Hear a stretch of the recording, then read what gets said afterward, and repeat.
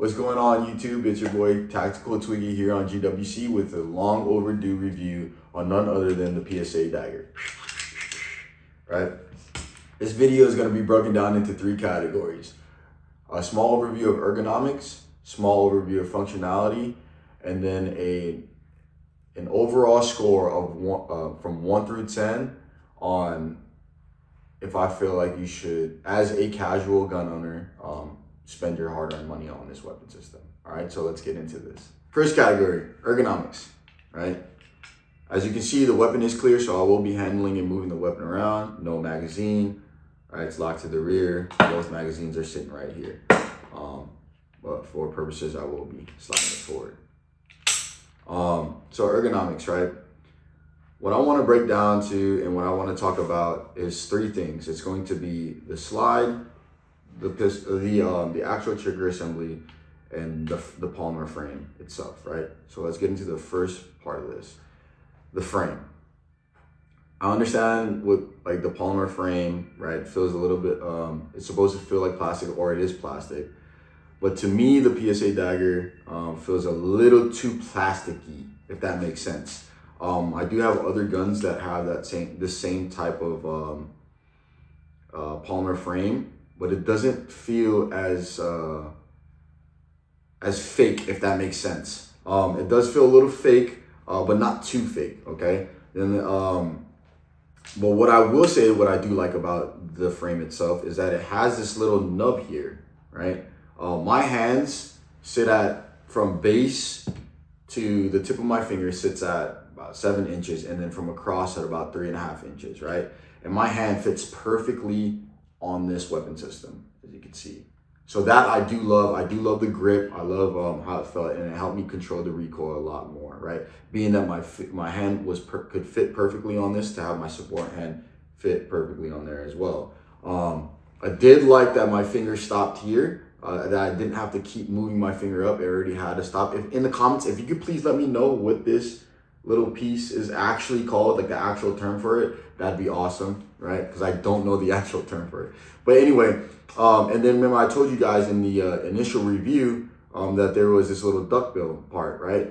I have a pet peeve when it comes to owning pistols or buying pistols, and my finger I have to buy an extended mag or something like that because my finger my pinky doesn't stay on the actual grip itself. So I do love that there's this little duckbill part to keep that pistol, or keep my pinky up there, if that makes sense, right? So you see the hand falls on it perfectly fine, right? So that at the range definitely helped out a lot, okay?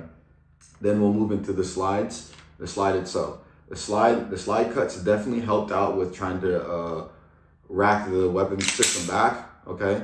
And it does give it kind of more of like an aggressive look. So I do love those, and it definitely helped on the range. I understand if you do have a red dot, right, you could just rack it back there, but these slides definitely help with racking the weapon system back, okay? So now we're going through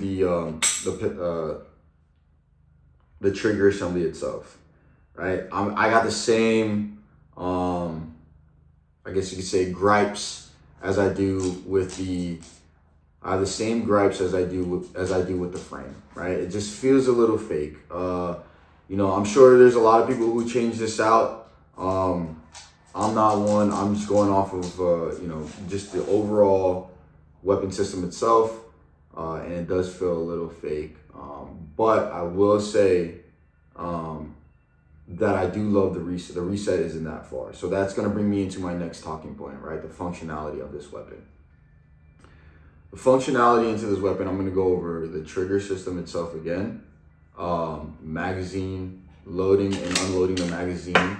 Then I'm going to go over the sights, and then I'm going to go over how it actually function all together throughout the weapon system, or throughout me shooting at the range, right?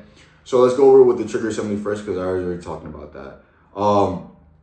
It does have a long way till we get to that wall, okay? If you can see, sitting upright, then we go, then we're at the actual wall itself. So we have a lot of play until we get to the wall to where we have to pull the trigger, okay? But when I pull the trigger and I go to reset, the reset is not far, right? It's going. and there's the reset, right? And then this is how much it has left to play with, all the way out here, right? So that I do like. I do like that the reset is very close. I don't have to bring my finger all the way out, right? It's actually, it helped with the control, recoil management, right? When I was shooting this this gun. All right, so we talked about the trigger. Next, we're gonna go into the functionality of loading and unloading the weapon system, okay? So once again, I'm gonna show that it's clear, right? As you guys saw, there's no bullets in here, there's no bullets in here, right? So I had no problem with this mag itself, which came with the weapon system itself. This mag was perfectly fine, seated, feeded every round that I needed to, dropped out, right? Did everything that I needed to do. Now this mag that I bought that's made for this weapon system, this one gave me a lot of trouble for some reason. When I had it loaded all the way up to the 15, right, as much rounds as it's supposed to hold, I would slide I would rack the slide forward. It would chamber one round, and then it would drop the magazine. So I don't know if I'm doing something wrong, or if that's the mag, or if anybody else had those problems when they owned this PSA Dagger. If you did have those problems, please let me know in the comments on what you did to change that. If not, if it's just me, user error, please let me know. I'm definitely, down to learn if it's just a user error as well. So with that being said, this mag, as you can see, it doesn't, even if I rack it all the way back, I go to, it kind of sits in weird. I have to like slam it in there. I don't know. I got it to work earlier, but it was just being weird, man. Like, it really was being weird. And then let's go over the sights, right? So I must say that how accurate this gun shoots with these with this iron sights was amazing.